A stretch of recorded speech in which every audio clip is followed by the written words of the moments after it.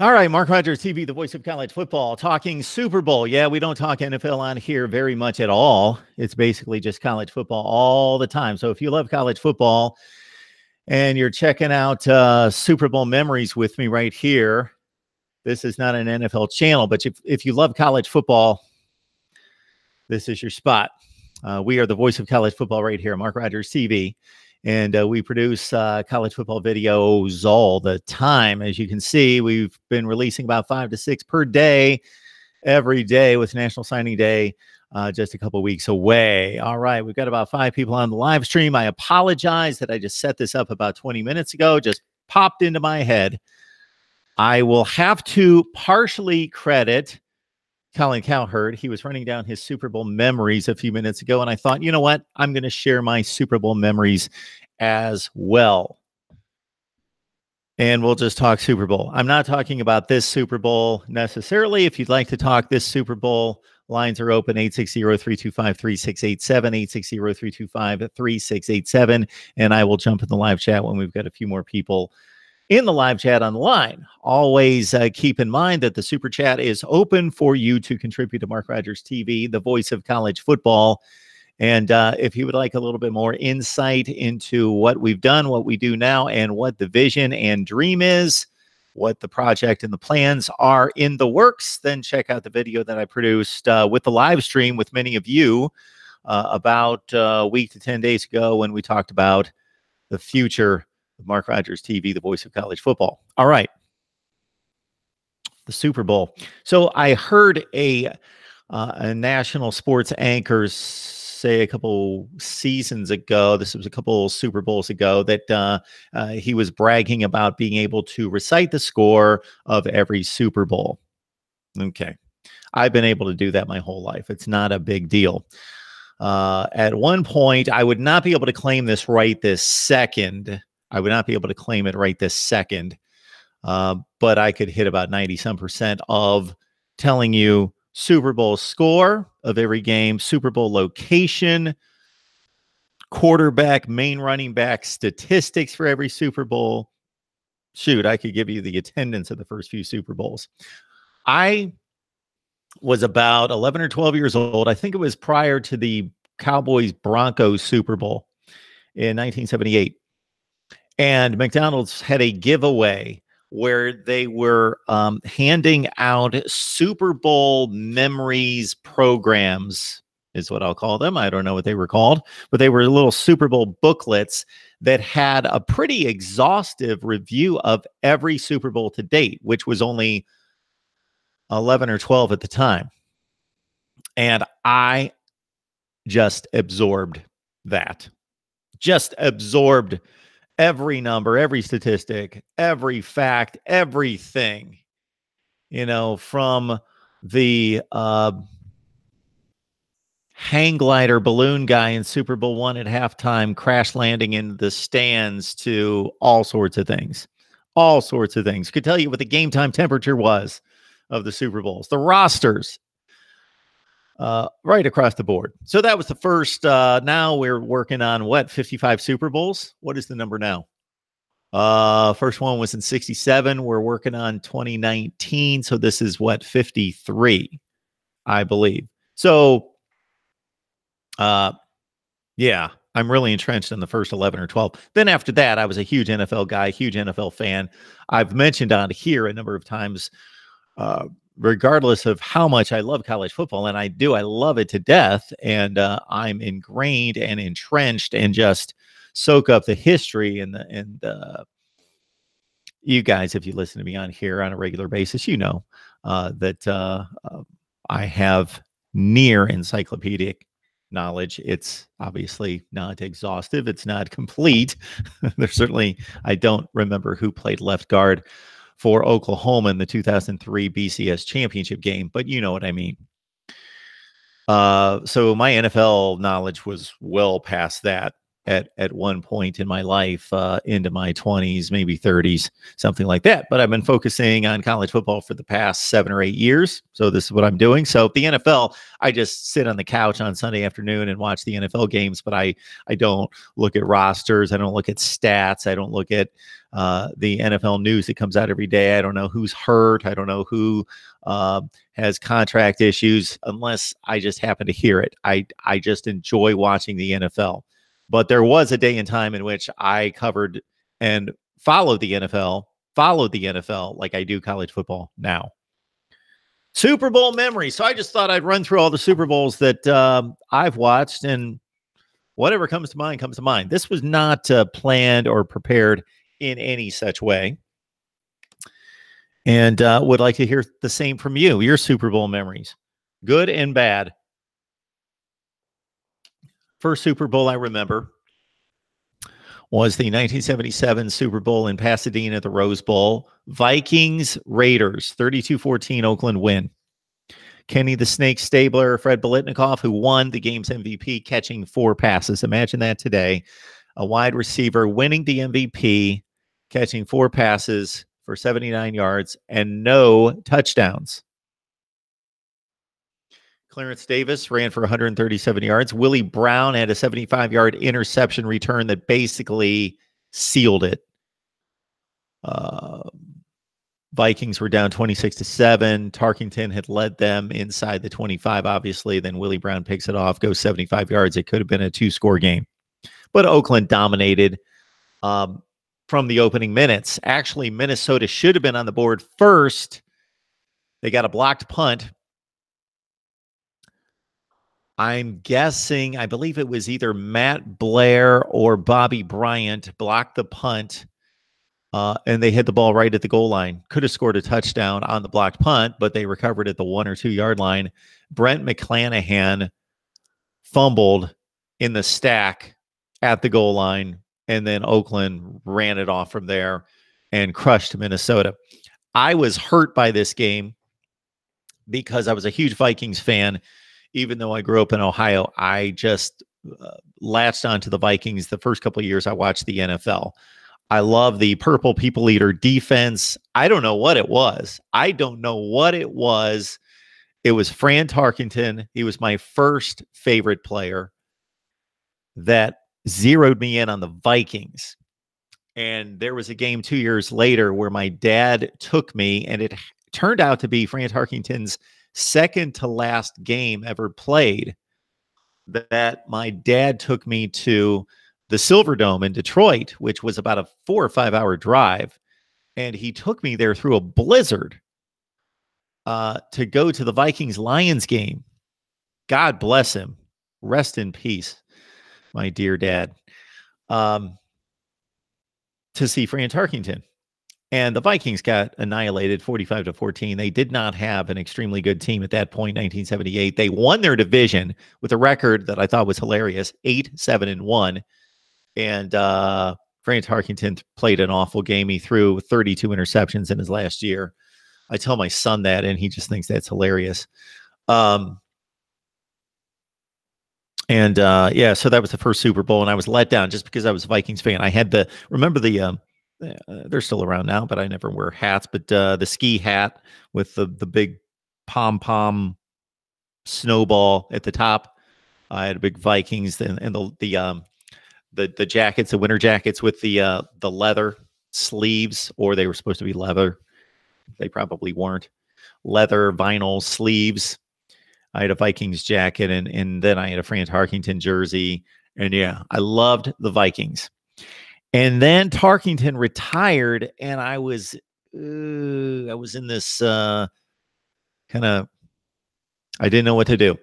So, like many Americans, and it still happens today, there was reason for it to happen then. There's no reason for it to happen today because they've been losers for 20 years. But latch on to the Dallas Cowboys and the shiny helmets and the whole deal, and always were on TV. So I'm living in Ohio, but the Dallas Cowboys were on every Sunday. Maybe 2 or 3 in the 16-game schedule were missed, but basically every week. Pat Summerall, John Madden. So I was a Cowboys fan. Tom Landry. My son's name is Landry. So I was diehard. The worst sports experience of my life was the 1981 NFC Championship game, the catch by Dwight Clark. That trumps even people can't believe this. Even which as a series are my most excruciating losses would be Ohio State, Michigan losses in the 80s and 90s. Ohio State losses to Michigan, the game, most important date on the calendar every year. But this one is an exception, trumps everything.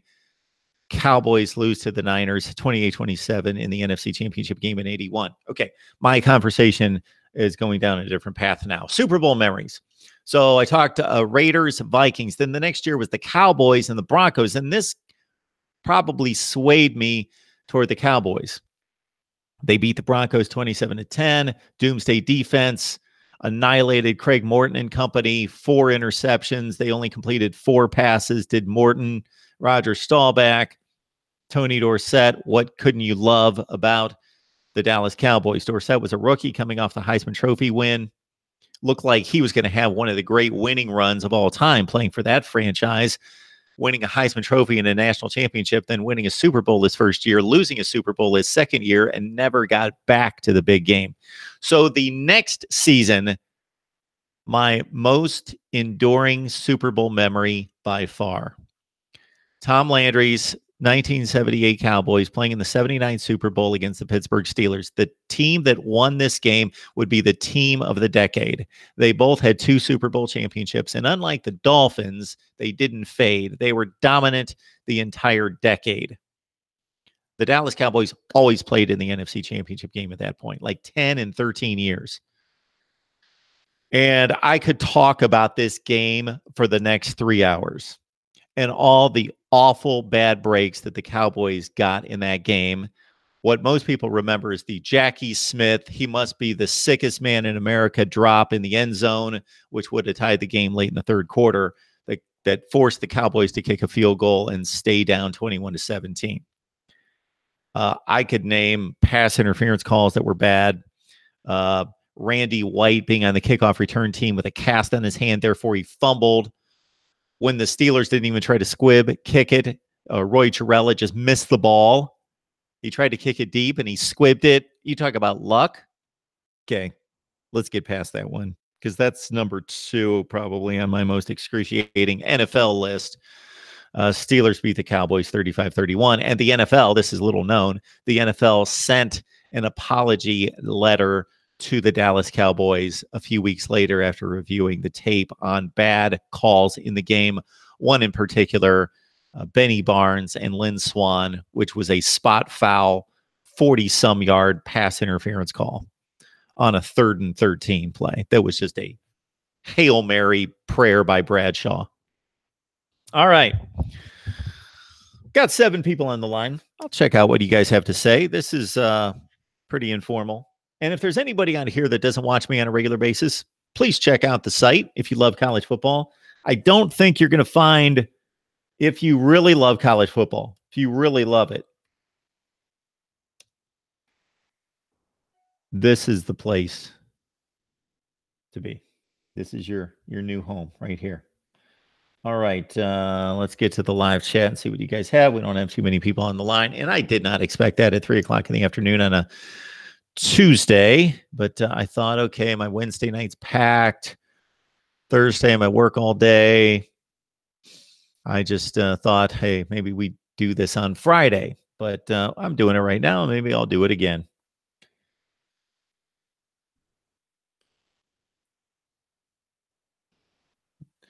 Then at that point, the AFC was fairly dominant.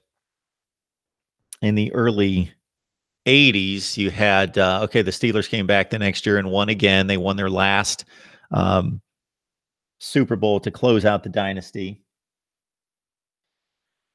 And Steelers-Rams, great Super Bowl game. Wasn't supposed to be. Steelers 12-point favorite. Terry Bradshaw throws 3 picks. Rams are in the game. Vince Ferragamo at quarterback. who was the backup quarterback to Pat Hayden, who got hurt early in the season. Rams were, and this had never happened before, a 9-7 team made the Super Bowl. I'm trying to think the worst record before that made the Super Bowl.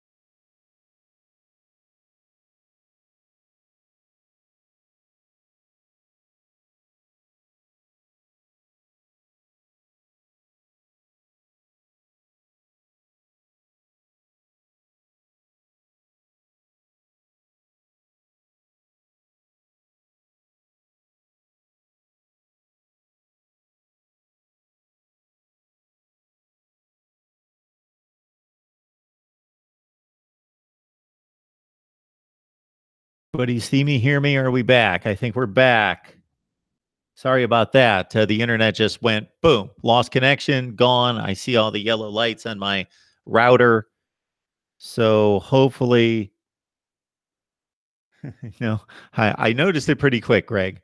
Not still talking. I don't think so. But hopefully you see me, hear me, everything. I'm going to wait for it to return here on the feed, which is about 10 seconds behind, to make sure I'm truly back. Sorry about that. Don't know what happened there. This is the problem with having YouTube channels or anything online. I don't see myself coming back now. Don't see myself coming back. Hang with me. Hang with me. Hang with me. Look at my beautiful picture that looks kind of stupid. I should probably change that out. At least I've got some color in my face.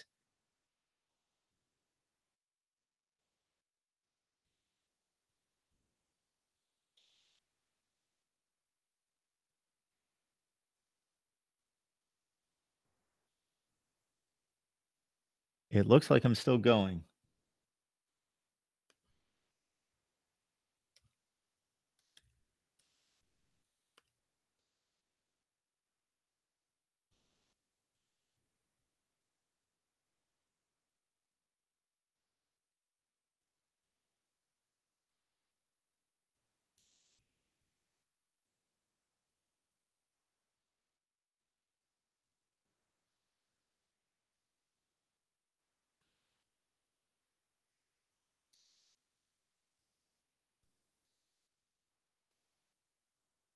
Okay, we back. Okay, Super Bowls. We're talking Super Bowls. I guess we're back. Sorry, everyone. We got Greg on the line, Miami Hurricanes time on the line, as well as Deep Barrett. Good to see you there. I apologize again for doing this last second. Christopher Benson on the line. Who knows who else is on the line? Thanks for being patient. Hopefully, you guys still see me. I would like to see and hear your Super Bowl memories. So I was going through mine. Bradshaw makes the comeback. John Stallworth. Lynn Swann got hurt with a concussion in the first or second half after catching a touchdown. Steelers complete their dynasty. Thrilling game over the Rams, 31-19. Forget the point spread at 31-19. Steelers trailed 19-17 pretty late in the game. Fourth quarter, scored 2 touchdowns to close it out. Great game. Then we started the era of bad Super Bowls. Not necessarily. Well, the next one, Eagles field goal favorite against the Raiders. Rod Martin picks off 3 passes. Long 80-yard touchdown pass from Jim Plunkett to Kenny King. Kenny King down the sideline. Herm Edwards on the other side, Ron Jaworski, Wilbert Montgomery, Harold Carmichael, Bill Berge for the Philadelphia Eagles, Dick Vermeil locked it down. They played too tight. He learned from it with the Rams later, and the Eagles lose to the Raiders 27-10. I could go like 2 hours on each Super Bowl, but we don't want to do that. Can you guys just let me know again that you've got me? Next Super Bowl, and then came the string of bad Super Bowls after this one. Bengals, Niners, that started the San Francisco dynasty under Bill Walsh, and then George Seifert was the 20-0 lead. They come out. The Bengals do everything wrong. They fumble kickoffs. They fumble during a regular play, pass completion. I think they had 3 fumbles in the first half. They're down 20-0 at half. That lead, nothing even close to it, had ever been overcome in a Super Bowl. And the Bengals almost pulled it off. They were down 20-0, but a big goal line stand by the Niners defense. Joe Montana only had 157 yards passing in his first Super Bowl and threw a touchdown to Earl Cooper. And that was the Niners team, of course, that beat the Cowboys in the 81 championship game with Dwight Clark, rest in peace.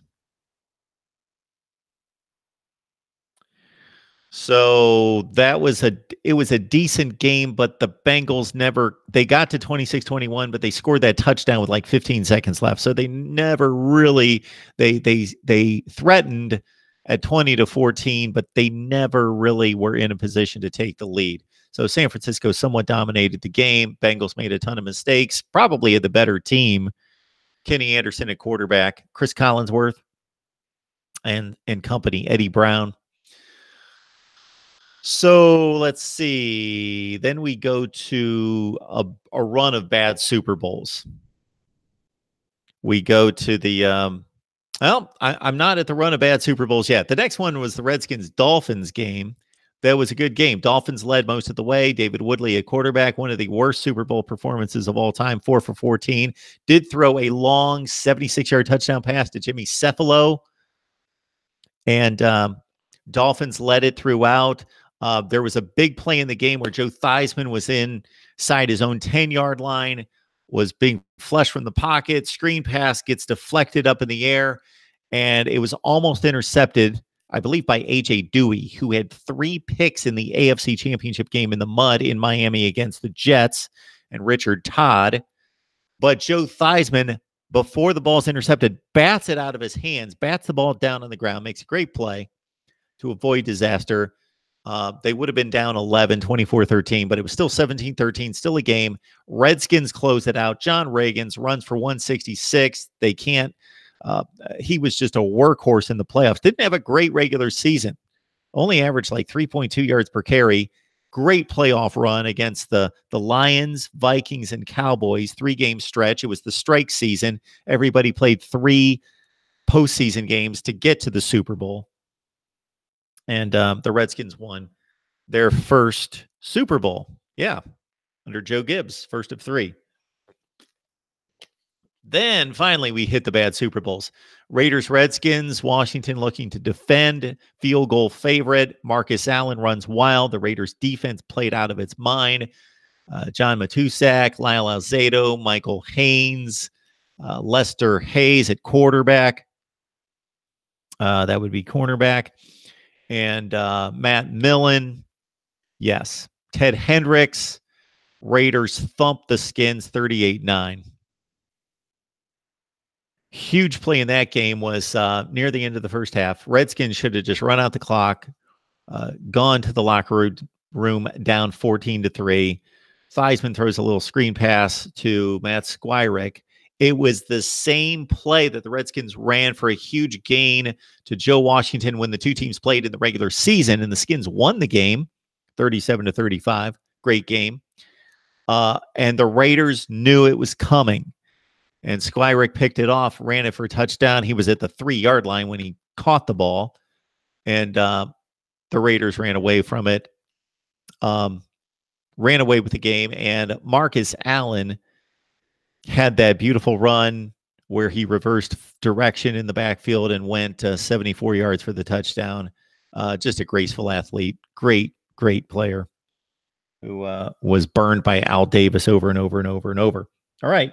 You guys with me with some Super Bowl memories? I don't see anything in the live chat. All right. Just want to make sure you guys are with me. You guys are just mesmerized by the year-to-year Super Bowl recollection, I'm sure. The next year was, of course, 84 was the season. And that was the Niners coming back to beat the Dolphins. Dan Marino's first and only Super Bowl in his second season. Montana and the Niners were way too good. I had no idea. I remember I was in high school, as a freshman or sophomore in high school. I had no earthly idea why the Dolphins were a field goal favorite over the Niners in that game. And I won what to me at the time was a ton of money betting on the Niners over the Dolphins.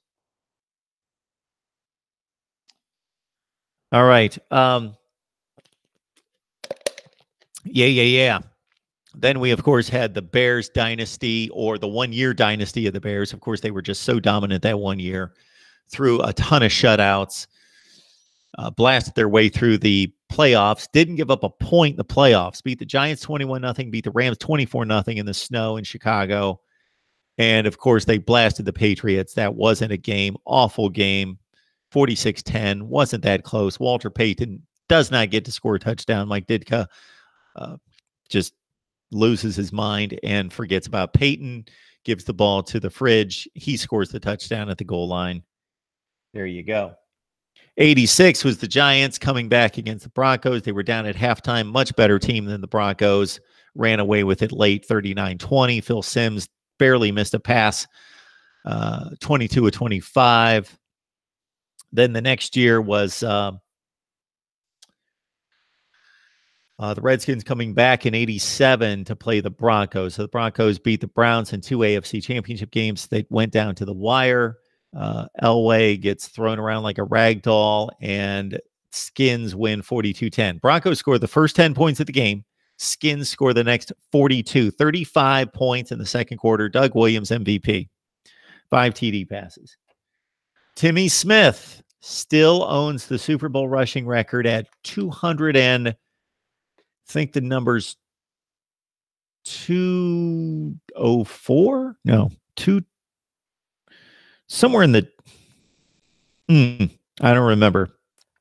I think it's 204. 204. Timmy Smith broke Marcus Allen's record from just a few years before. 88 was a great Super Bowl. Bengals Niners rematch. This time it's Boomer Esiason, the left-hander for the Bengals, and they're a big underdog, 11 or 12 points, and they played a heck of a game. They had a huge kickoff return from, it was either Stanley Wilson or it was Jennings. So anyway, they had a long kickoff return for a touchdown. And again, I didn't prepare any of this. I'm just talking, just rambling. Bengals, Niners, and sometimes the details get lost in the legacy, in the legend. And the legend was Joe Montana, of course, making the comment to Randy Cross in the huddle before the game-winning drive. They had to go 92 yards. They're down 16-13 about, isn't that John Candy?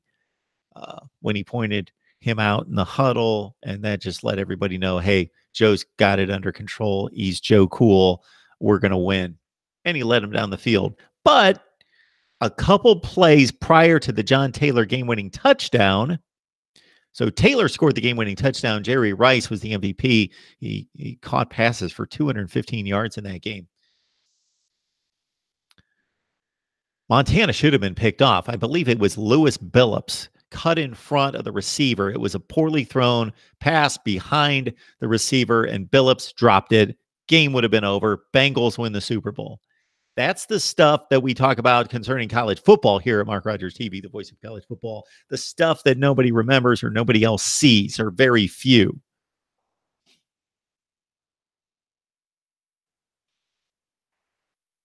I see that I'm talking to 8 people, but it just doesn't seem so because I've got nothing in the live chat for a long time. There we go. Hey, Hound Dog's here. All right. We're talking Super Bowls, Hound Dog. So if you want to hear about my first 10 Super Bowl memories, then you're going to have to go back and watch the beginning of this. And then we get to the 89 Super Bowl, which was the Niners, much like I talked about with the Steelers, capping off their dynasty. Walsh retired after the Bengals game the year before. Then George Seifert takes over. And this game, we knew what was going to happen, as soon as the NFC and AFC championship games were completed, that this was not going to be a game. The Niners obliterated the Rams in the NFC championship game 30-3, and then they obliterated John Elway 55-10. It was never a game. Awful game. Yeah. Tony Lilly and Steve Atwater are still chasing John Taylor and Jerry Rice down the field. Brent Jones at tight end. Roger Craig. Yeah, Niners roll 55-10. Then finally, so that's basically, other than the Bengals Niners game, those were bad Super Bowls from 83 to 90. And then in 1990, the big Giants Bills game, Scott Norwood misses. O.J. Anderson runs for $135. And Thurman Thomas, who later would have his issues in the Super Bowl, finding his helmet, not being able to run the ball, fumbling, doing all those things. His first Super Bowl game against the Giants was tremendous. 15 carries for $135. O.J. Anderson, I said 135 rushing. He was around 125, and he won the MVP. Norwood misses. The Giants play the perfect execution to a game plan and keeping the ball for 40-plus minutes away from the Bills. What did they call that? Machine Gun Kelly. The Machine Gun Kelly offense. And yeah, great game. I remember that game as well by me picking the Giants to win 22-20, and they won 20-19. So I felt good about that, and having the Giants in the 7 points and then straight, and everything was good. Then came a 91, pretty lousy Super Bowl. Redskins dominated the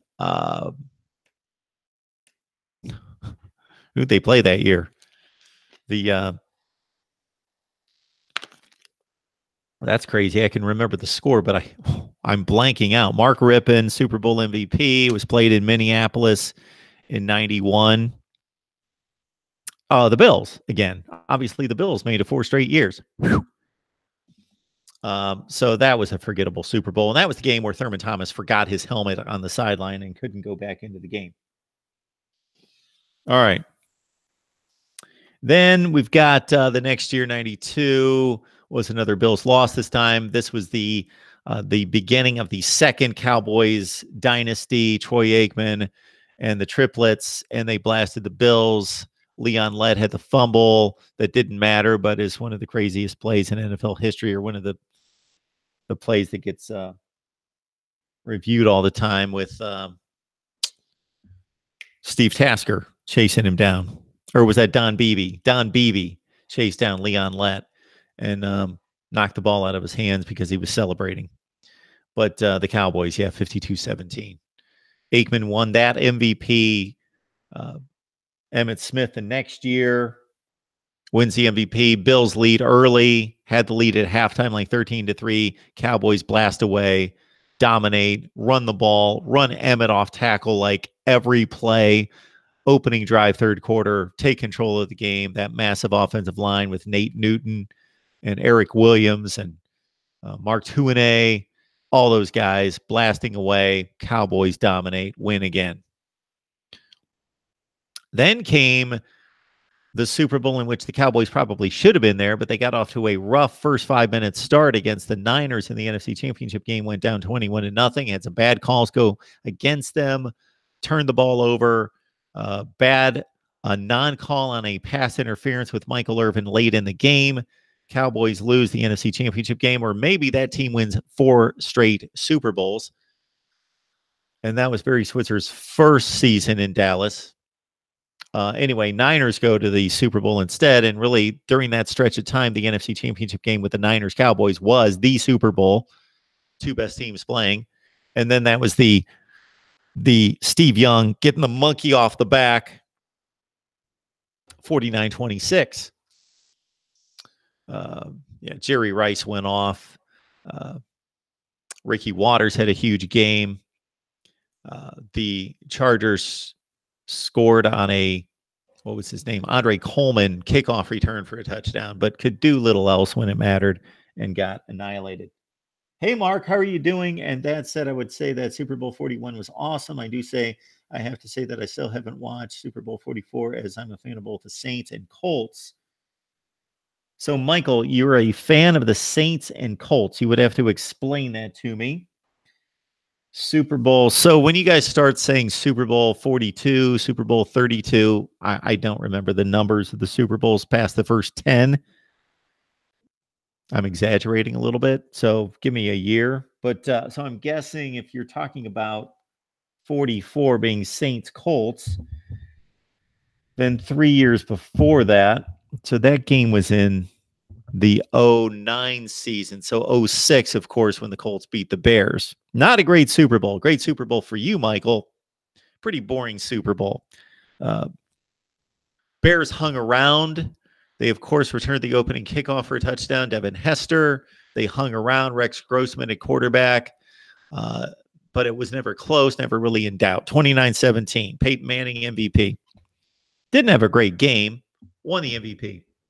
Marvin Harrison was wide open on the touchdown, and I think Peyton only threw the 1 touchdown. Joseph Adai had a big game.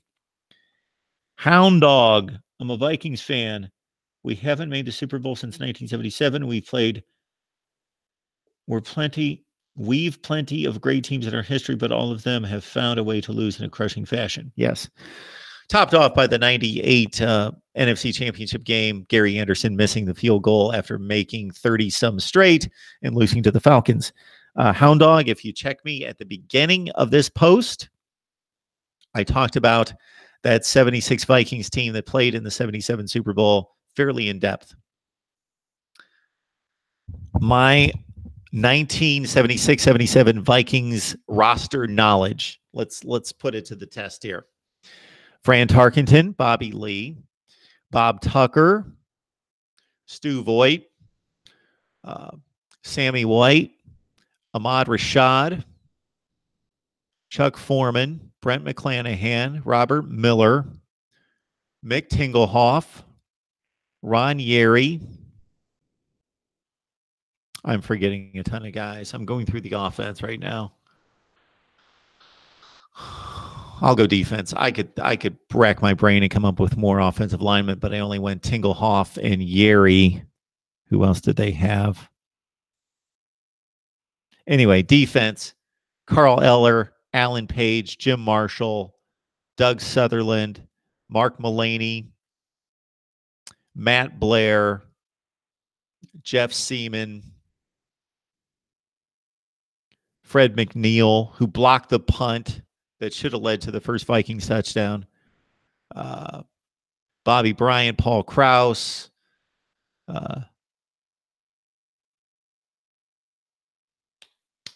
Number 43, Nate. Anyway, I'll not bore you guys with any more roster rundown, but I could name 40 of that 53-man roster. I would recognize all 53, but I could name 40. Yeah, anyway. Daniel Defense. Daniel, welcome to Mark Rogers TV, the voice of college football. Welcome in. If you love college football, this is your place. If you're commenting for the first time and you've been watching for a long time, we appreciate your support.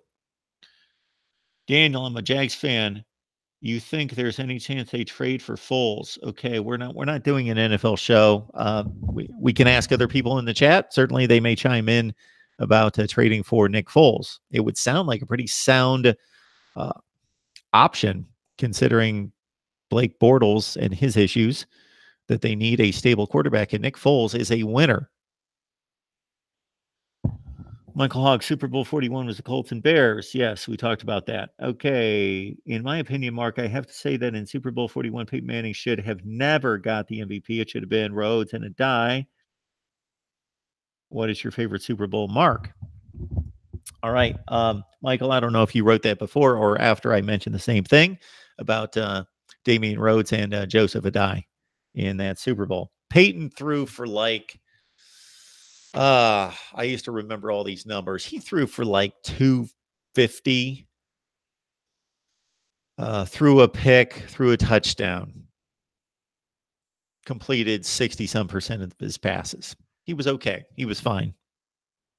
My favorite Super Bowl. I really don't have a favorite Super Bowl. I told you guys off the top, if you weren't around, rewind once we post this. I told you my least favorite Super Bowl, the one that still just drives me nuts to this day. I don't have a favorite Super Bowl.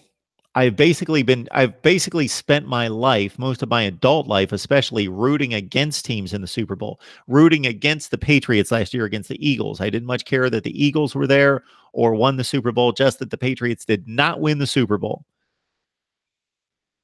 I wanted Peyton Manning to beat the Seahawks, but I knew that was going to happen. I didn't pick 43-8.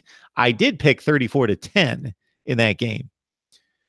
I just saw the Seahawks blowing them away. And the Broncos were a slight favorite because they scored all those points and Peyton threw 55 touchdowns. So that would be the last game that I really rooted. And I'm not talking about a strong emotional, I'm rooting for somebody, but I rooted for Peyton against the Seahawks and against the Panthers. But I've rooted against the Patriots. Even going back to the Rams game, which most people were rooting for the Patriots against the heavily favored Rams, and it was after 9/11, which, just because they call themselves Patriots, obviously there's no connection to any type of patriotism. But even then, because of the Tuck rule, I thought that the Raiders should have been there, and I had no connection or attachment to any of those teams. But I just thought it was pathetic that they won that blizzard game against Oakland that way. And so I wanted the Rams to win. A favorite Super Bowl? I don't have. I guess I would have to go back to, and I didn't even see this game. I talked about it at the beginning, but it was right at the beginning of my football fandom. So I didn't necessarily see the game. I was dragged to church that night at the age of 9. But Dallas 27, Denver 10, Tom Landry's second Super Bowl championship. He should have had about 4 or 5, but his second Super Bowl championship, that would technically be my favorite. I've only just watched it on YouTube and on NFL highlights. Since then, there have been some entertaining Super Bowls, of course. Patriots Seahawks was a fun game, but again, the wrong team won. And I didn't even like the Seahawks. I just rooted against them the year before. I guess it was fun and a bit satisfying to watch the Giants beat the undefeated Patriots and then come back and beat them a few years later. That was a really good game. All right. Anything else here, you guys? Nothing else in the live chat. So I'm going through Super Bowl memories. I may shut this down. You guys don't want to hear me go through another 20 years of Super Bowl memories. I took you from 1977 all the way up until 1994. Chargers, 49ers, 49-26. Then, of course, the Cowboys came back. They had Deion Sanders the second time of the run of their dynasty in 95 and beat the Steelers. Larry Brown had the 2 picks when Neil O'Donnell lost his mind and threw the ball right to him twice in the fourth quarter. Steelers outplayed the Cowboys in the second half, but Dallas got out to the 13-0 lead. Jay Novacek had a touchdown. Emmitt Smith did not have a good Super Bowl against the Steelers, unlike his 2 games against the Bills. And the Cowboys won with Barry Switzer. I have to ask Mark, as we're both trying to stay warm and safe, how many Super Bowls have you been to? I've been to five. Michael, you've been to five Super Bowls. I have never been to a Super Bowl, never attempted or tried to go to a Super Bowl.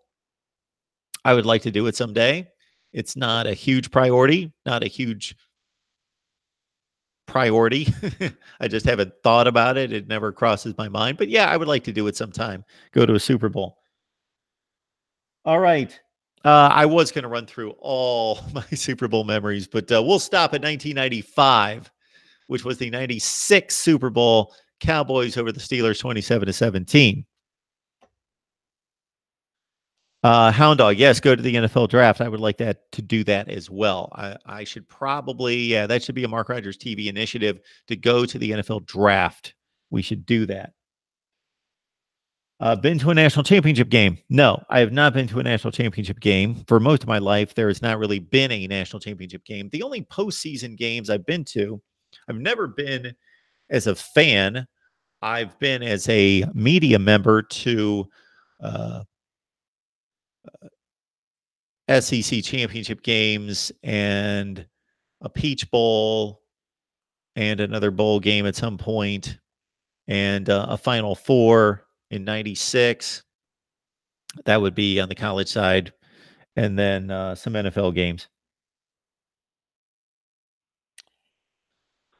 All right, folks. I have got to get myself ready to go to work. And I appreciate you jumping on here. I knew that there wouldn't be much traffic at 3 o'clock in the afternoon, especially with no forewarning. So I appreciate you guys jumping on here.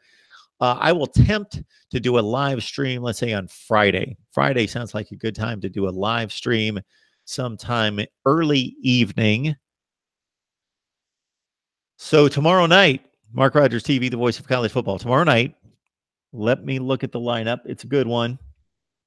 We will be going live with Cam Underwood from State of the U on the Miami channel, live at 7 o'clock Eastern Time, Wednesday. I then have conversations lined up with, and these will not be live, but the segments will be released a little bit afterward.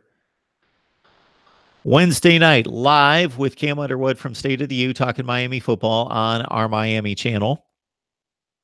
Then at 8 o'clock, I got Tony Siracusa from Last Word on College Football to break down UCLA.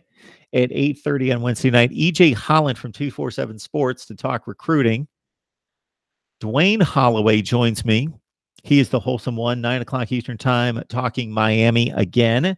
Steve Hellwagon at 9:30 on Ohio State. Friday, I've got a couple conversations lined up. We got Savannah Lee Richardson from Bulldog Illustrated.